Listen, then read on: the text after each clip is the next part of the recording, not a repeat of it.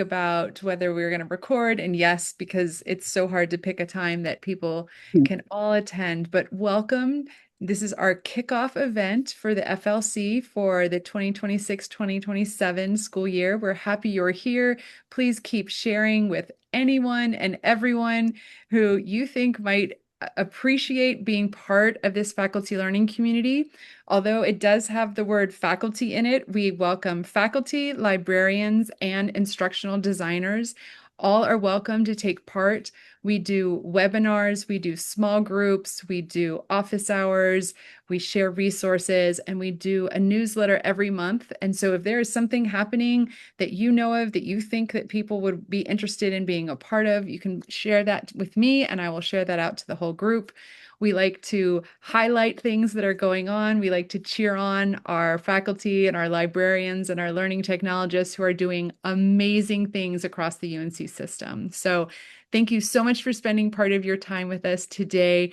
I know it's a busy week, but you are going to have a great time here with Jeff Robinson. Jeff and I met each other last year, even though we have both worked on this campus for literal decades together. We had never crossed paths. And in the last year, I see him everywhere. Everywhere we go, we're like, hey, it's you.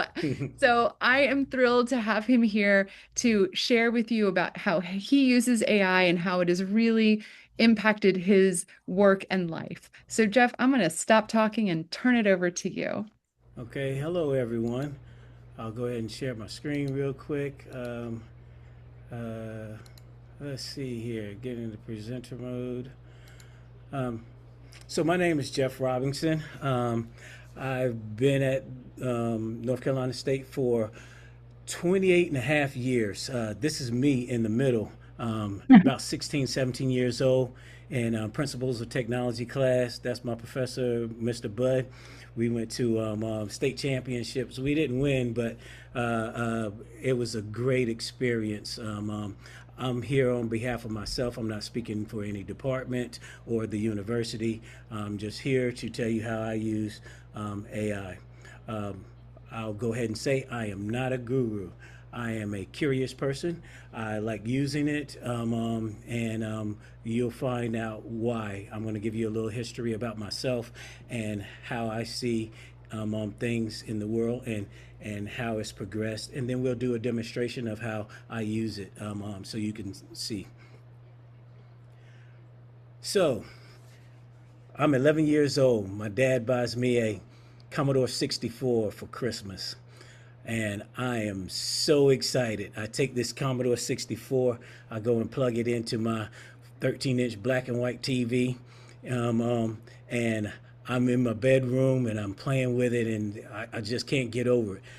Now I gotta know what makes this thing tick. So by lunchtime, I've got this thing turned upside down. I got the back off of it, and I'm looking to see what is making this thing do what it does. I am so excited about it. My dad comes in the room. What in the world have you done? I paid all this money for this, and you've gone and broken it. I said, Dad, it is not broken. I said, I will fix it. I made sure that none of the keys fell out of it.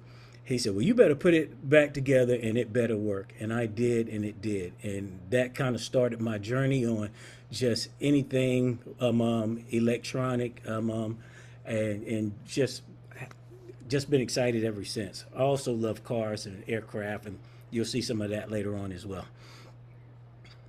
Again, this is my class. I'm a hands-on learner, and one of those reasons is I have dyslexia, and dyslexia has always been a problem for me. The way I learn is different than others. The words that I read, every time I read them, it is a new word that has to be sound out, which was, kind of traumatic for a young kid coming up.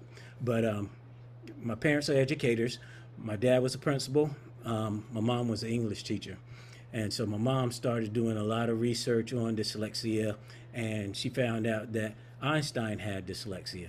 My dad knew that I was always tinkering with stuff, even as a young kid. So he started feeding me electronics and stuff of that nature.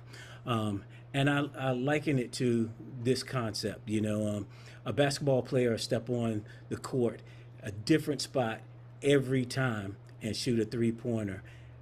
A mathematician will take three pieces of paper and a couple of hours to do the same trajectory. The way I work and learn is kind of in that same realm. It's harder for me to understand stuff by just reading it. I have to get my hands in and do it, and get it done. So my dad, realizing that I had problems, he bought me a word finder when I was in high school. This word finder helped me keep all of my right papers and stuff of that nature, and it allowed me to spell close to the word, and then it'd give me a couple of words that look like it. And then I could sound them out and say, yeah, that's the word that I'm looking for, which was a cool thing. I used that word finder when I got to college, and then my dad bought me a brother's word processor. And me being a mass communications major, I had to, especially with an emphasis in journalism, I had to write a lot of papers. And one semester I wrote four 40-page papers with this brother's. It was, oh man, it was ridiculously hard, but I got it done. So this is my life with electronics aiding me to, with my dyslexia, to keep learning and doing the things that I love to do. After college, I graduated, and I had an internship at Channel 11 in college, one at Fox 22 in college, and then another one at UNC TV. UNC TV hired me straight out of college, and then I went into news. This is a picture of me. I probably was 23 years old, 24. My reporter, Liz Hamill, and I still had that word finder with me because they'd send me out on shoots by myself. I didn't have to use it much because I'm pretty good with asking questions, but if I had to write something up for the reporter, and it was some big word or a word that I was having problems with, at least I could use my word finder to do that. This $40,000 camera sitting on my shoulder was my best friend, and what it allowed me to do, with me loving electronics like that, if that camera broke, I'd fix it myself. So I end up having a love-hate relationship with the engineers. They love the fact that I fixed it, but they hate the fact that I fixed it as well, But as far as telling the stories, I had to know what was a good story, what it looked like, and all that kind of stuff. So I was very involved in that process, and my electronics are following me through this process as well. This is a story that I did. I just want to give you a glimpse of what that looked like 30 years ago when I was in news. And since I was doing pretty good, they sent me on a lot of big projects, and this was President Clinton. I also got to meet President Gore. I interviewed him, but this was President Clinton come to Camp Lejeune.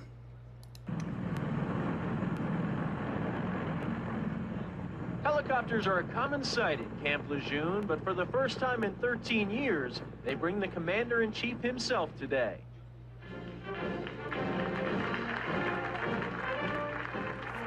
Bill Clinton's holiday trip to North Carolina, a thank you from a grateful president on behalf of a grateful nation. Because of all you have accomplished, more people in this holiday season, in places like Haiti and Bosnia, and indeed all around the globe, can look forward to the blessings of a more normal life in the new year. I can't say it the way you do, but I would like to say at least, hoorah. Thank you very much. The President said his trip to Camp Lejeune was a chance to say thank you to the U.S. Armed Forces on behalf of the entire American public. The Marines here say the Commander-in-Chief's gesture was much appreciated. At Camp Lejeune, Peter Cook, Fox 22, 10 o'clock news.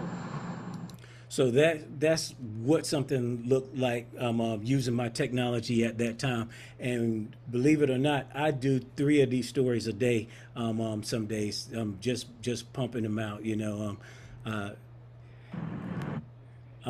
So went too far. So these are the technologies that I was using, and this is the progression that I saw. I still have my word finder when I was working in news, but I had to have a notepad just to take down all the notes, where I was supposed to be, directions, all of that kind of stuff. And then once I came to North Carolina State, the Palm Pilot came out, and it was a eureka moment. Like, oh my God, I can put all this stuff into this small computer and keep this information, and not have to carry this notepad anymore. And then smartphones came out, and then I mean not smartphones, but phones started becoming more useful. I had a phone and a Palm Pilot, and then all of a sudden, it was like I don't know how many of you remember the commercial. You got your chocolate in my peanut butter. You got your peanut butter in my chocolate. The Hershey's commercial. That's what happened. My Palm Pilot got smashed into my phone, and now I got a smartphone that I can talk to and just expeditiously speed up my work process. And I think a lot of people may be like me. If I lose my smartphone, that's my whole life in there. And then another eureka moment was AI coming. AI gave me someone to talk to when my son and my wife would glaze over when I start talking about space or whatever it is. Oh God, here he goes again on some space stuff. AI is listening to me, talking to me, and giving me feedback. So I got a chance to nerd out when AI came along. And this is what my workflow looks like with AI. So I will literally sit down and just start talking. Dump all that information into AI, let it correlate it, give it some structure, and then we sit down and work out what bits are useful. So I use AI to help me draft emails, which probably most people do. I use it for research lots of times. I use it for my brain dumps, and then I use it to write scripts. So I work a lot with professors, putting their information into video form. Most of the times that I'm working with these people, this is the first time that I have worked with them or the subject. And I'm not a subject matter expert, and they are not a director or writer. So I'll ask them to tell me which direction they are trying to go in. They give me what they are trying to accomplish. I take the information that they have and put it into AI. We come up with a script, a structure, so we both understand what's going on, and then we start to clean it up and make it better for the students. I also use it to make music. Now it's only going to make about 8 seconds, so I'll loop that song in a software to make it whatever 5 minutes or whatever. And I also use it to create videos if need be. We haven't been cleared to put AI videos online as yet, but they have their place, and you'll see this in a few minutes. And then I use it to handle repetitious tasks. So, for instance, at the end of the year, we have to write. They write reports. They want to pull numbers from how many projects we've done and how many hours. So, up until a couple of weeks ago, I was able to tell AI, go and look for project number 6019 and tell me how much time I spent on it and how many days, and it would go back and it could pull that. It looks like the Google administrator stopped letting AI dig through our calendars, but which meant that we had to go back and now, take actual time to go back through each project and calculate those times and then put them in a report, which it slowed down the process a little bit, but hopefully somebody will see the light and let us use Google to track our projects again. But those repetitious tasks like that. And then like I said before, I use it as a thinking partner. Um, I'll bounce ideas off of it. It'll tell me if you like it or not. Now you have to watch out because um, um, AI is kind of set up to pat you on the back because they want you to keep coming back. So don't let it fool you into thinking that you're the greatest thing to ever live, because that's what it's going to try to tell you. But you know, you use your brain. So this is how I do my brain dumps. Um, I I use Windows and mics, so I'm ambidextrous, or as what was his name? He said amphibious. What was his name? He played basketball for state. He said I'm amphibious. I just said his name earlier today. Anyway, um, on a Windows machine, you can hit the Windows button and the H, and then whatever document you're working on, you can talk directly into your computer. And then on the Mac, my Mac here has a button, or you can use Function D. And what it allows me to do is just get everything out there so I don't forget what I was thinking. Just get it out there, and then it helps me structure it. And then we put something together. So this is what my workflow looks like. I talk to AI, it organizes it, I correct it, and then we refine it together. The problem is, and I see a lot of people are concerned. I'm lucky enough to be old enough to know some of the answers to the things that I ask AI. Some of the younger people, my son maybe, but he's pretty savvy too, may start thinking that whatever AI says is true, and sometimes it gets it wrong. So you have to make sure that I make sure that when I ask it a question, it shows its work. It shows the articles and everything that it pulled from, so I know that whatever I'm saying is correct when I end up putting anything together. This is me. I built this aircraft along with two engineers. One right now is working on a project to go to Mars with SpaceX. And before AI became a thing that we could use on a regular basis, get a subscription, we were working on this aircraft. The engineer, I came up with the idea. He said, well, you're going to build it. And so I spent months putting down the actual the numbers, trying to scale this to fly. Once I got an account with AI, excuse me, I asked it. I put in all the numbers, and I said this plane needs to take off and land within 100 yards at about a rotational speed, which means taking off at about 55 miles per hour. It came back within a minute and said it will do better than that. And I was wowed by that.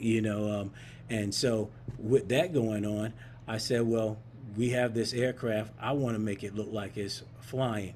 So I took this picture right here that I drew with NASA software. So this is not some kind of, this is an actual CAD drawing of an aircraft. I took it and put it in AI and said, I need for it to look like it's flying.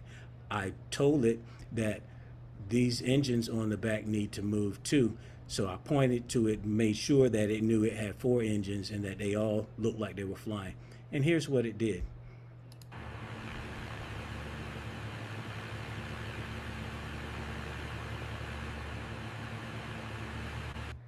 Now, if you saw, it flew backwards first and then it flew forwards, but I can cut that front part off and I can use it. And it took me less than a minute to take this picture and bring it to life.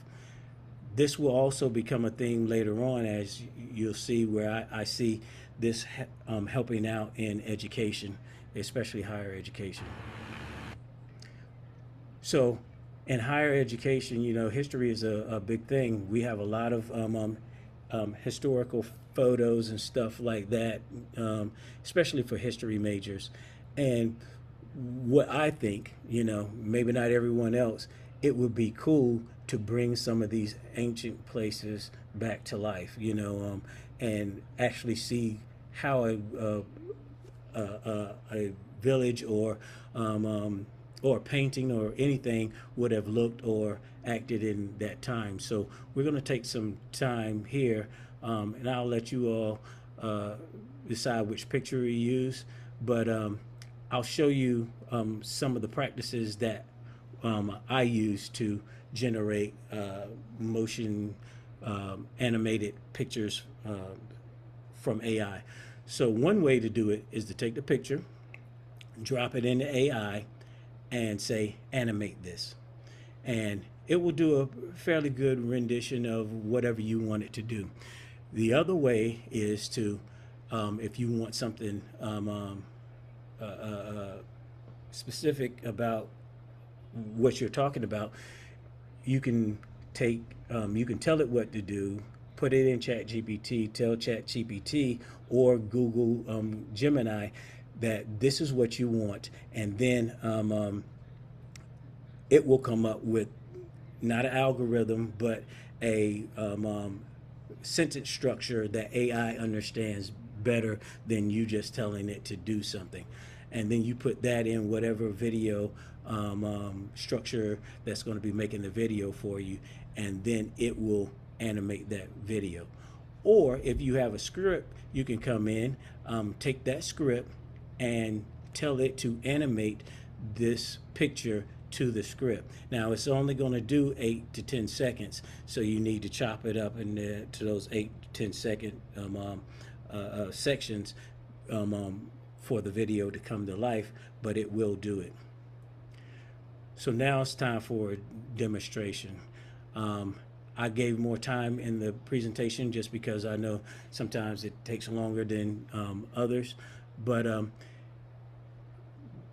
going to stop sharing my screen, stop sharing my PowerPoint, and we're going to go to which is it is Google Omni. They keep changing the names. It was Veo and all that kind of stuff. It's Google Gemini Omni, but this is what we're going to do. Let's see here. So here is Omni, and then here are some pictures that I've already brought up, and we'll see which one. Actually, you know what? Maybe we'll start with this one. Or actually, since we used that one, I'm just going to grab it. I'm going to throw it in here, and I'm going to do what I do, hit the microphone and give it a command.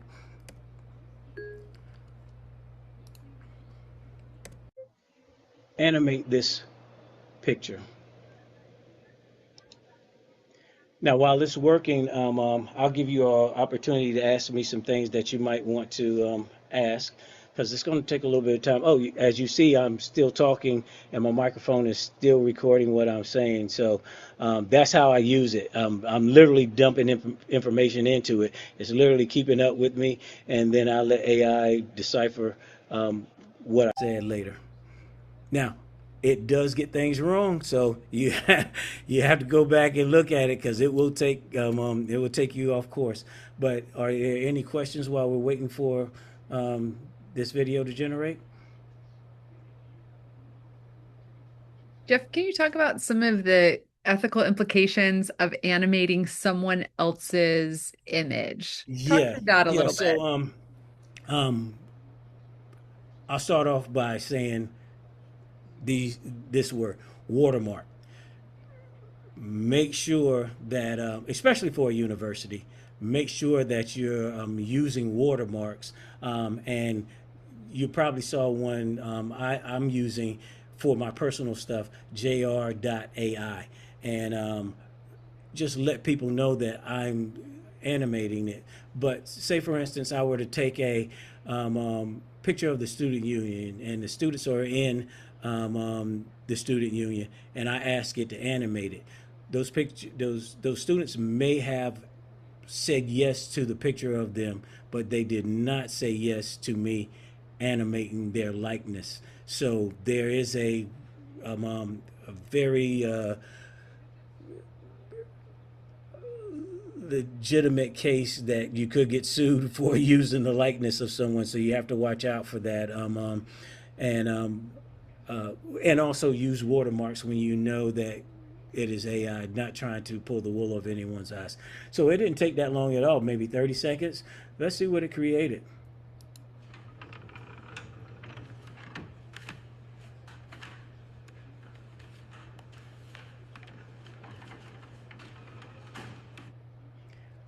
That was pretty cool. I mean, for 30 seconds, being able to bring this picture to life. Uh, Now, would I use that? I don't know. But it can be done. Now, let's try a different method of doing it, which is the second one. And we'll use another picture. Let's see. Here we go. My son's always liked Indiana Jones, and this looks like something out of Indiana Jones. So let's try to use it. Let's see here.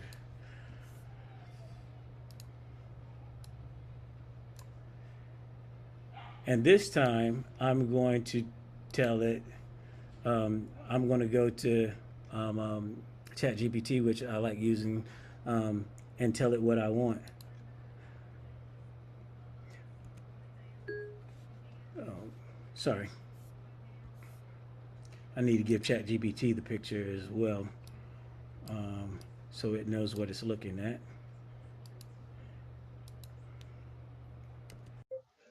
I would like to animate this ancient village, show it from the outside, and then show what the insides might look like in a working environment. I need for you to create a structure to tell Google Gemini Omni how to do that.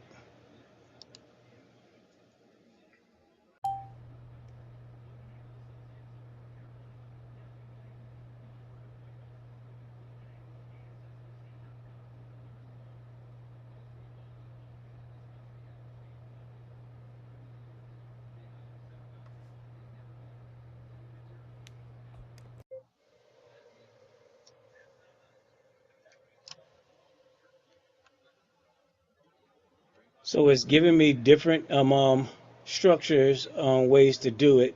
Um, um, and I can choose whichever screen I want to do it. I also just to let you all know, I let my computer read to me because it allows me, especially when I'm writing stuff, if I have to write a script or something, I know what I wrote, but sometimes since I know what I wrote, I will go ahead and correct the word in my head, and it's not corrected on the and it's not corrected on the page. So I'll do something like this, and then close my eyes or just sit and listen, and I'll just let it read like this. The strongest approach is to create several short clips in Gemini and join them together. This will give you better architectural consistency than requesting the entire journey in one generation. Use the uploaded village image as the visual reference for every clip. The image appears to depict a large earthen or mud brick settlement, but it does not provide enough evidence to identify one specific civilization. The prompts therefore describe it as a historically plausible ancient desert village.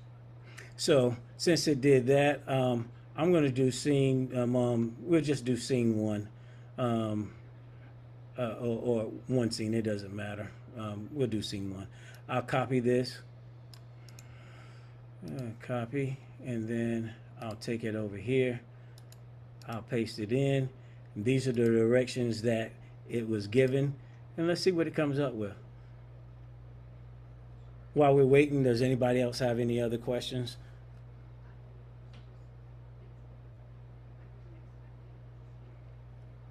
I will tell you a little bit more about my workflow with my computers.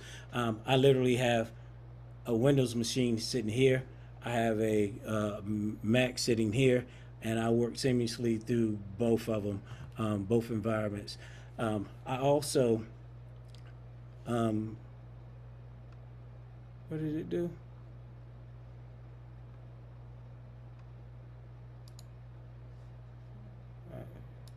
I gave it that picture. Hold on.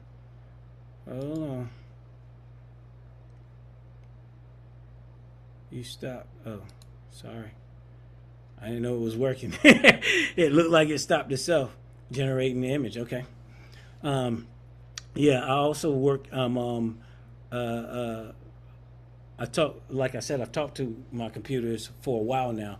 Before they used to have a software called Dragon, and I had that on my work computer for the last probably 15, 16 years.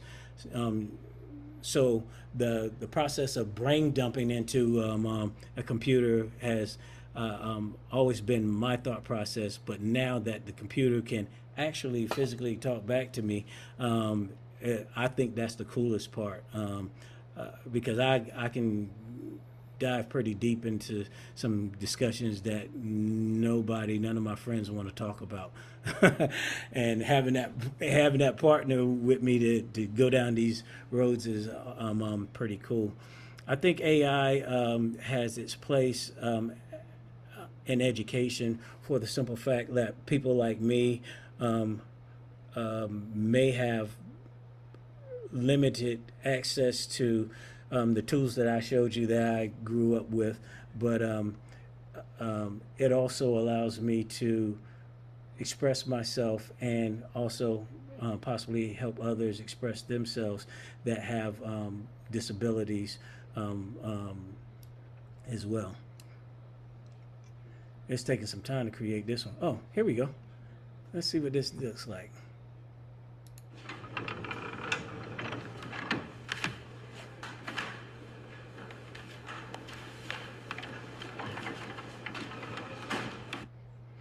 Now, putting together a whole story like this, I could see it being pretty cool, especially for history class. Of course, putting that watermark on the side saying this was created by AI, but now we're telling full stories um, of what this ancient village looked like, and not just a picture or a piece of pottery. And the more you feed it, the more it will try to pull from all of these factors and build a better description of what you're trying to do. And I see students, everybody's visual, uh, yeah, people listen to podcasts, but 9 times out of 10, they're going to watch, they see with their eyes more so than they, um, um, um, um, and people do read and come up with their own vision of what the story looks like. But I think this could help students, especially in history and other classes, uh, um, see a different path. But with that in mind, I don't have a script, so I'm not going to do another one. But uh, do you have Jeff, any? there is a question from John. Okay. Said, how do you add the watermark? Oh, how do you add the watermark? Okay, so in Adobe Premiere, you can create your own little watermark, and what it'll allow you to do is, let's see, let me go back to my presentation, and yeah, here we go. So you'll see Veil has its watermark right here. I didn't try to cover it up because I don't know if that's even legal to do, but I just put mine over the top of it. And what I did is I'm using Adobe Premiere to set a characters just right over the top of it. And if you want to make it a little opaque like the Veil that's under it, I can take some of the color out of it and it kind of blends in the background. But I made this one pretty solid so you can see it, so you can tell that I'm not trying to uh, uh, be nefarious with AI at all. Now, the presentation itself will show, it should have a watermark, and Gemini is creating this watermark right there. I don't know if you can see it, but that's to let you know that it is AI. Um, and and So you could, I would probably put mine under it or above it. I wouldn't cover it just because, you know, I want people to know that I'm not trying to be nefarious with any of the stuff that I create. And people are, I mean, this deep fake thing is a very big problem. So, you know, I wouldn't want to do that myself. But let's see. And Jeff, it So looks like Jeffrey, Ron, yeah, has Yes. I wanted to follow up with that. So I can create that really in any, a set of initials or something in any package, and then you just ask Gemini to add that to the lower right corner. Yes. Okay. Mm-hmm. Jeff, I have a question about the software. At Fellow State, we have Copilot, and of course, it's free for the students. Mm-hmm. Is there a program that I could recommend to them that's free that could do this animation? Are you a Google campus? John Brooks, are we a Google campus? No, we're a Microsoft campus. That's why we have a Copilot. Okay. And we have the Adobe Suite, though. That's true. Yeah. Now Adobe has it has some AI effects to it as well, but you might have to pay more for Firefly. I did go to Adobe Max for AI to learn more about that, and Okay. NAB to learn more about all the other stuff that's out there. And that's one of the subjects that well, not exactly yours, but there's a problem with all of these softwares because you said free, and that is that is the problem. And you know what? We finished the demonstration. I talked about watermarks here and being sure that you show your work and where it came from. And let's just get into this part right here because this is, I think, the biggest problem for universities right now and AI. That we need to advocate for it. So I'll say this: use it, question it, correct it, share your work. But this advocate part is the advocacy part is the biggest part of it. Because right now, if I go and you just saw me do 2 videos, I got about 3 more videos that I can do with Google Omni, and it stops me from doing any more projects that day. I have to come back tomorrow and do more. Well, that impedes my workflow. You know, I can't put together work if I'm having to wait every 5 videos and then come back in, you know, the next day. And then some of the other platforms, they give you tokens. So you come in and you get tokens. If I use my tokens, and AI will get it wrong, like that scene of that village, the desert village. Maybe I didn't like it. Maybe I asked it to do something else and it didn't do it. You know, so now I can't even use this, and I've used up a great portion of my tokens, and I don't get new tokens until the next month. Well, I can't go unless I pay for them. Well, me going to my supervisor to say, hey, you know, can I get some money for another 500 tokens? Universities don't have that flexibility. And I'm willing to bet that most production companies don't either. So I'm thinking if the universities can band together and advocate for a platform like, you know, Premiere or other tools that we use, this is the set price and you get free reign to use it whenever you want. I think that's going to be a better way to go about it, because free, yes, free is free for a little bit and then they start charging you. And they also, you know, I've used free parts and I've seen it know exactly what I want, and it did it wrong just because it knew it was getting close to doing what I asked it to do to begin with. It's like, oh, there's all you know, you can't use anymore. So it's to keep you coming back. So I think as a campus, we need to advocate for some kind of AI structure, usage agreements, and also let people know or just make sure that people know that they can't just do nefarious things and hold people accountable. They have to be accountable if they do something nefarious. So, but that's one of the things that I see as being one of the biggest struggles with AI right now is the price to get in the door. Free is never free, and it's going to end up being more afterwards. Now they have these little free things where my son is using it to take our dog, who's a schnauzer, and turn him into, all kinds of stuff like that. But using it professionally, I don't know of anything that is free that would be would suffice for what you might want to try to do. So Jeff, Sean in the chat has brought up two really important things. One, about how tools and workflows are really powerful with individuals who are blind, but checking those animations will need support as well. And I wanted to add in there that one of the things that we have found AI to be super helpful with is providing those descriptions of visuals so that one, we're compliant, but also so that all of our students, no matter what their vision ability is, are able to interact with and understand those visuals. So Sean, thanks for bringing that up. And then also, if you want to unmute and talk about this, do you want to talk about your self-imposed time to walk away? I mean, I think it's like data bandwidth imposed, but I've been working a research agenda for about 6 months, and every time I run out of bandwidth, I walk away, right?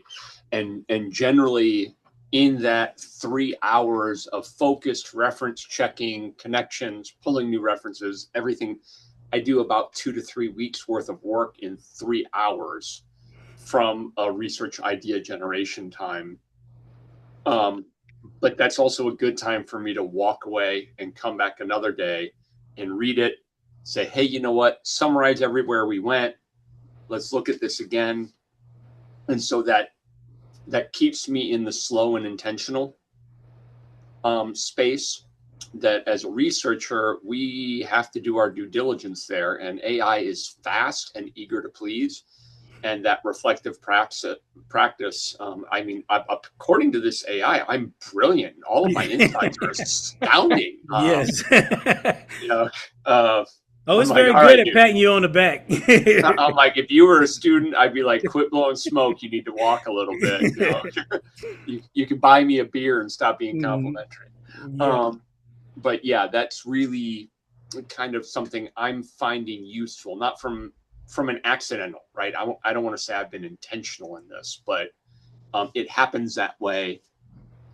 And it allows me to refine the information, talk it with colleagues, look back, read it again, the sort of things we would do with drafting and research teams and everything else that we aren't necessarily going to do if we go fast on everything. Yes. And on the blind checking, like one of my students was doing using Wolfram Alpha back in 2009 to make their graphs for class. Someone who was totally blind, and he was able to put that stuff in there and kick it out. And teachers at that time were saying, well, he didn't draw it. I'm like, does he need to? Yeah. I mean, don't be salty that his graphs are better than everyone else's. Just saying, he's using better tools. Yeah. And this is what I see it as a tool. AI is definitely a tool. And references are, I always ask for references, especially if I'm trying to have some kind of make a decision on something. I want to know where you got this information from, because I don't want to be spewing false information. So I hear you on that one, Sean. It looks like John has his hand up for a comment or question. Please. Yeah, well, I just wanted to come back to that. Can you hear me? Yeah.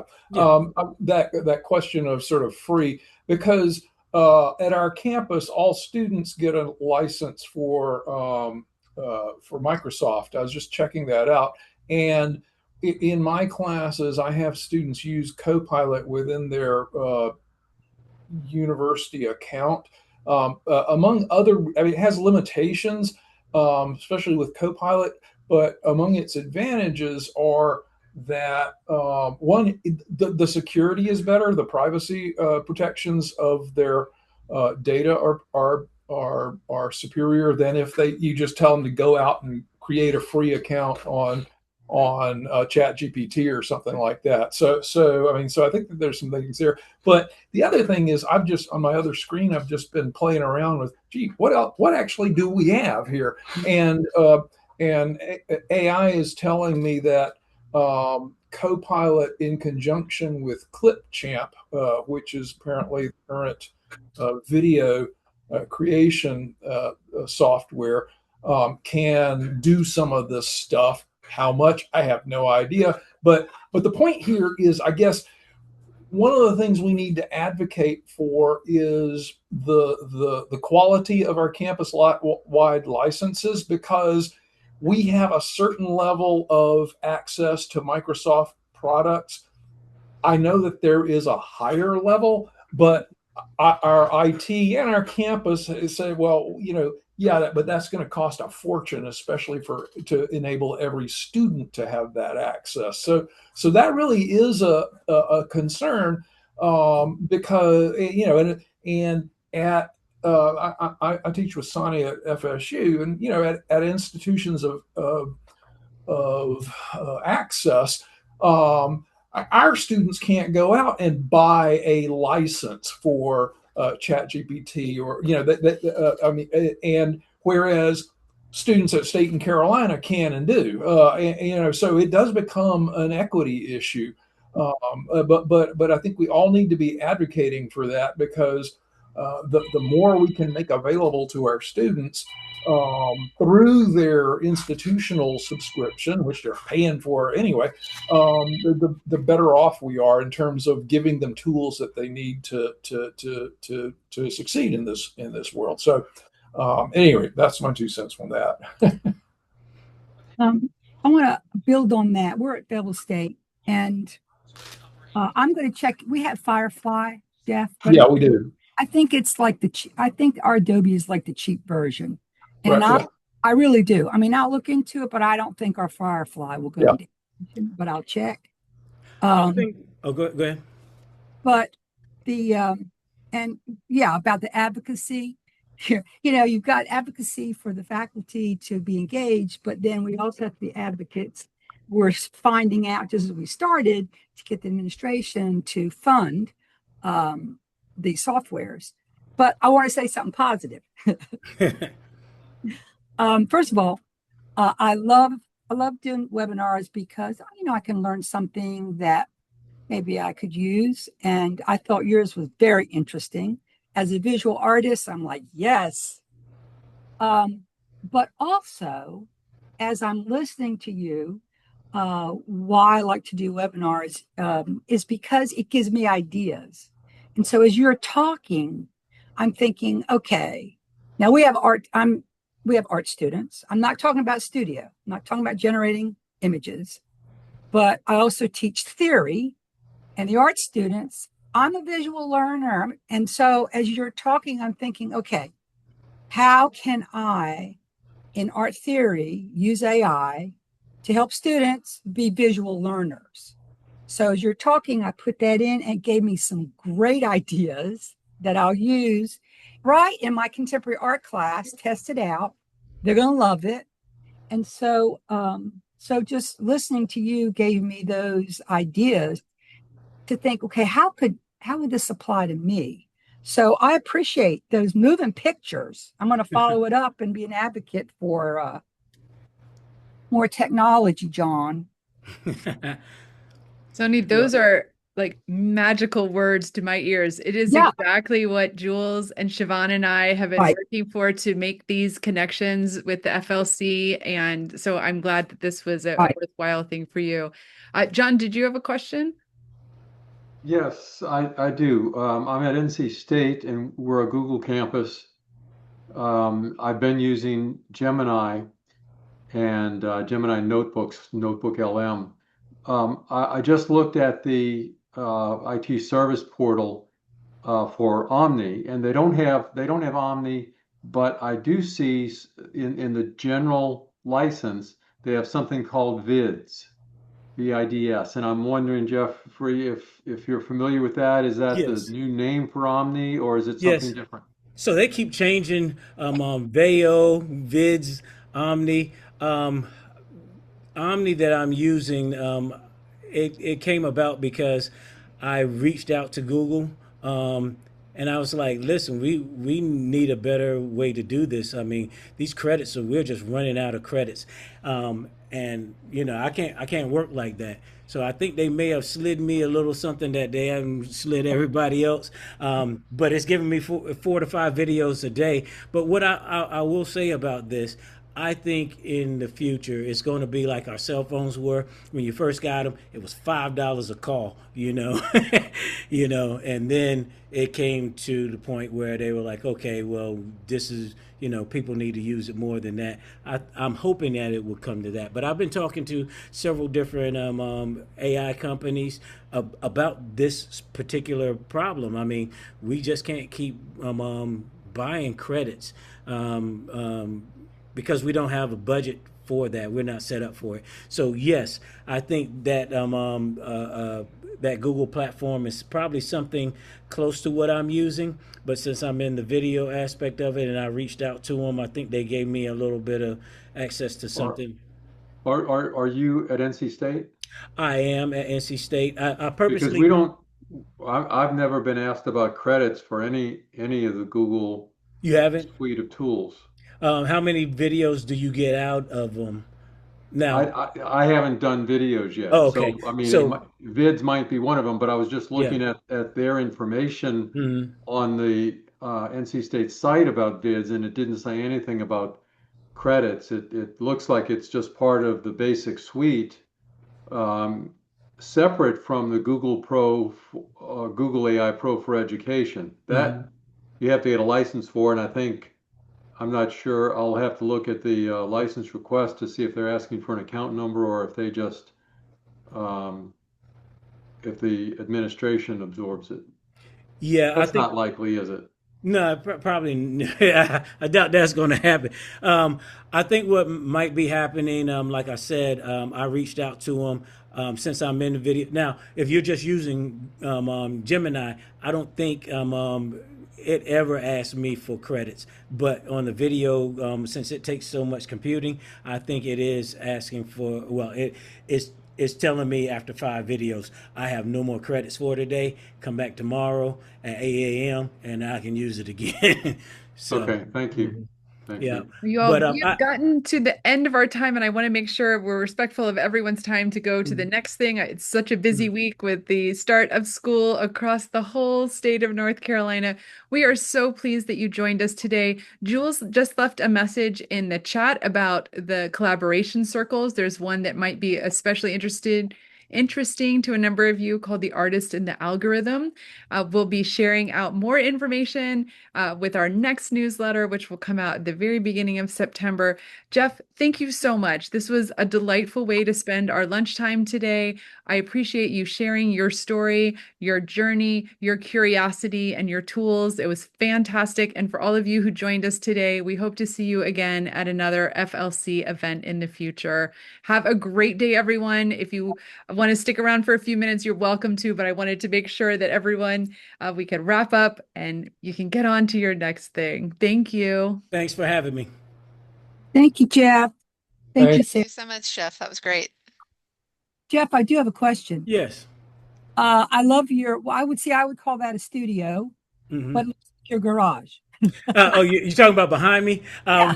So Sarah asked me about this. Actually, I got on real early, and because I was going to change this background, but but this is just one of my relaxed backgrounds. I was like, this is not professional. She said, leave it. It's fine. I like it. Yeah, But I was assuming you were in your garage, and I would call that a studio. I said, that's cool. yeah, Does it have- that would be nice. Now my garage is kind of set up. I do have a television in my garage. I have plenty of tools. I got Okay. chairs. My neighbors come over. We watch sports and drink beer, but it doesn't look like this. I wish it did. I wish I had that Land Rover in the back.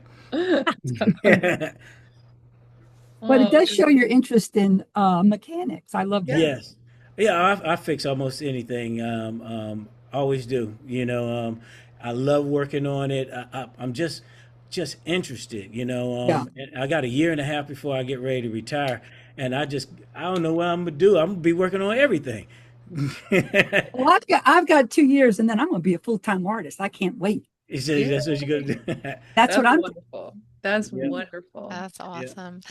Well, I want to ask both of you if you're yeah. open to it, to joining the artist in the algorithm I conversation circle for this academic year. I know, Sony, you probably already signed up. Yes. yeah. Jeff, if you haven't seen the invitation, I dropped the direct link into the I just clicked it and opened it. I will be awesome. joined Take as a soon look. as we get off of Yes, this. that would be great because we're trying Mm. to. Sony actually last year was like, one of the one voices coming over from, arts and media, talking about, how is this impacting this part of higher education. And I have an MFA as well. And so um, I I am a practicing artist and videographer as well. Not to the level of what you're doing because I haven't even had time to play with AI generated videos yet. I think I did in one workshop at InstructureCon. I created one and I got really excited. Uh, But I don't have time to do that. I can't wait to retire, so I have time to do art yeah, yeah, again. So I'm doing all this other stuff, but I think that, there's and then from what I've seen so far on the response for who's signing up, there are a lot of people who want to continue these types of conversations around things like media and art and the Yeah. use of AI. And so I'm trying to gather like the best people, and Sony's there, and having you there would be great too. So thank yeah, you. yeah. And I, That would be Yeah. great. yeah. And Um, I, go ahead. Yeah. Go ahead. no, it was one thing that I meant to say when I was why everybody was here, but I just forgot. Because everybody's scared of AI and it's going to take your jobs and all that Yeah. kind of stuff, especially in the video aspect of it. And Hmm. my point is, nobody got scared when people started drawing cartoons. There's going to be enough room for everybody to play in the sandbox. Yeah. It's just a different way of creating. Right. Yes, exactly. If the movie is bad, nobody's going to watch it, whether it's AI or not. Yeah. yeah. Mm. Well, thank you. Really, Jeff, this was a great way to kick off this year. And thank you for being here. And I really am excited to keep collaborating with you and figuring out what kind of project we're going to work on together next. Yeah. Great. Thank Thank you. you so Nice. much. Have a great Good day, to see everyone. everybody. Bye. Bye-bye.